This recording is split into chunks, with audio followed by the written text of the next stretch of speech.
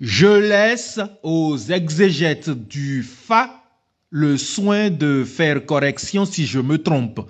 C'est publiquement et en grande pompe, je m'en souviens, que des prêtres salariés du régime de la rupture ont fait émerger de leur consultation le désormais célèbre signe Sa-Clin. La polémique et les accusations de tricherie suscitées par l'organisation du TOFA 2024 n'enlèvent rien, je le précise, au caractère sacré de notre tradition. Et justement, c'est bien cela qui m'autorise à prendre au mot le professeur Kakpo Maouyon, maître des cérémonies de la dite consultation. Ce jour-là, tout de blanc vêtu, Talon Patrice, son épouse et quelques autres dignitaires du régime étaient tous présents. Tout oui, se délectant des promesses de bonheur et de prospérité que leur prédisait Kakpo Maouyon, soi-disant au nom du Fa. Ils ont donc forcément entendu les révélations faites par l'oracle au sujet de notre économie. Écoutez plutôt, extrait. Le Fa dit que le bonheur pour le pays, c'est l'énergie aquatique, le vaudou-dan qui est au bord de l'eau, qui va la porter, qui va la mener. Ce vaudou-dan, lors de l'interprétation approfondie et détaillée, sera identifié et les rituels conséquents lui seront consacrés. Comme moi, vous venez d'entendre, Dan serait le potentiel pourvoyeur d'une richesse à venir. Installée au bord de l'eau, tutrice de la prospérité nationale, cette divinité du panthéon traditionnel aurait dû, en principe, recevoir honneur, sacrement et remerciements pour sa générosité passée, présente et à venir. Mais hélas, comme toujours avec la rupture, rien n'est cohérent. La ruse, la rage et le mensonge.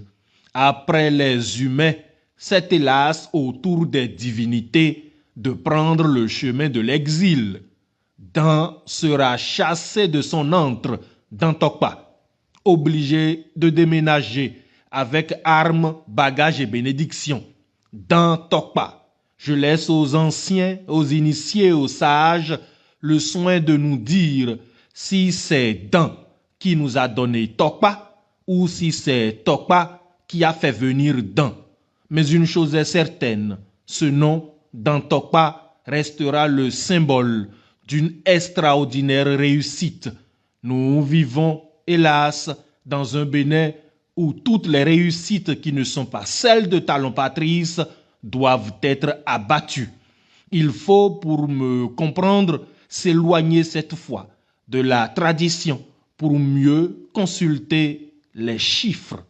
À l'exception notable de l'État béninois et de sa fonction publique, le marché de Dantokpa est en réalité le premier employeur de notre pays, avec plus de 15 000 emplois directs, indirects ou associés, et ce, à plein temps ou à temps partiel, dans des domaines aussi variés que la vente en gros, demi-gros ou en détail, dans le transport, la logistique ou le stockage de marchandises, dans l'immobilier, l'entretien et la réparation, dans la finance, le microcrédit et l'échange de devises étrangères, dans la sécurité, la mobilité et dans la transformation primaire des produits de première nécessité.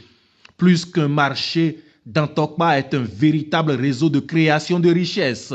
On y vend de tout, partout et tout le temps. Plus qu'un marché, ce lieu mythique est le point de ralliement de tous les pays voisins.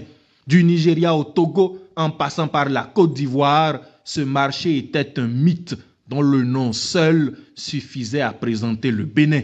Dantokpa n'est pas le lieu d'un rêve. Au contraire, c'est le lieu d'une réalité. Une réalité aujourd'hui destinée à disparaître parce qu'elle échappait encore à l'appétit vorace d'un homme. Compatriotes, mes frères, sachez-le. Rien d'autre ne justifie cette démolition si ce n'est la prédation foncière. Dans Tokpa, c'était notre patrimoine. Ce qu'ils feront à la place sera leur patrimoine, à eux et à leurs seuls enfants. Pour remplacer, ils font construire des hangars métalliques, pompeusement baptisés marchés urbains.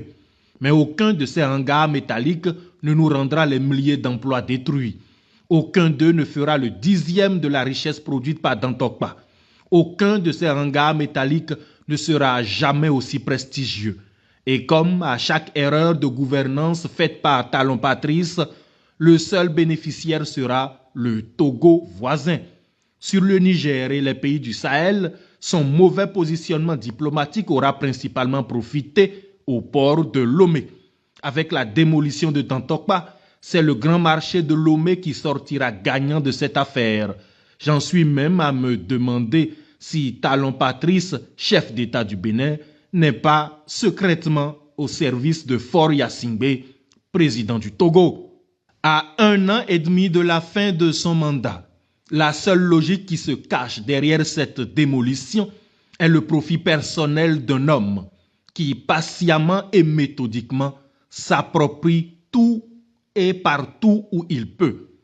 C'est d'ailleurs pour moi le lieu de rappeler que Dantokpa est aussi le symbole d'une puissance, celle de la femme béninoise, battante, travailleuse, fière et prospère. En démolissant ce marché, Talon Patrice parachève son œuvre de démolition de la femme béninoise, une œuvre commencée avec le lâche assassinat de Dame Amoussou Prudence, tuée d'une balle en plein poumon et qu'on dira plus tard morte de paludisme. Cette œuvre de destruction de la femme béninoise qui continue aujourd'hui avec la détention illégale de notre sœur Rekiat Madougou. Si elle n'était captive, celle dont l'expertise en microfinance est internationalement demandée, aurait, comme moi dans cette chronique, tiré la sonnette d'alarme sur les risques encourus par les femmes.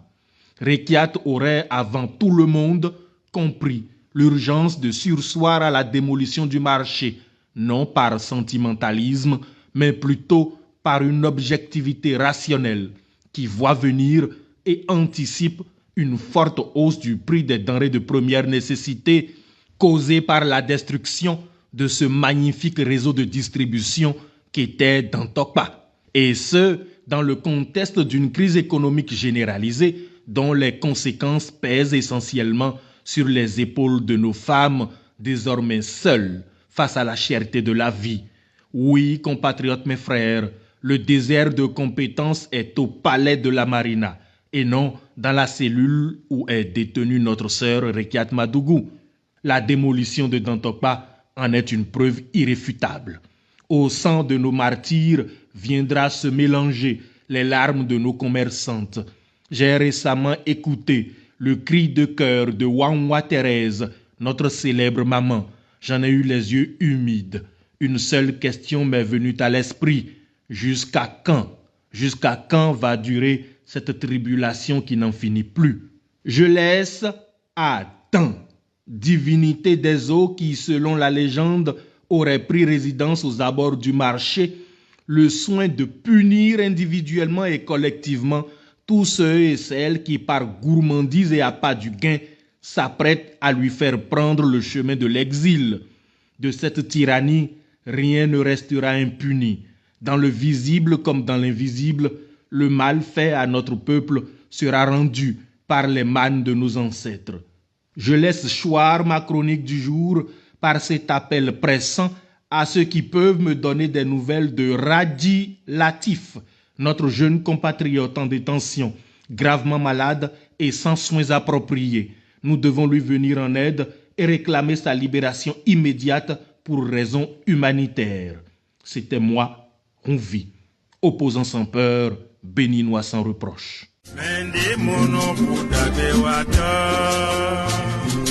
Amu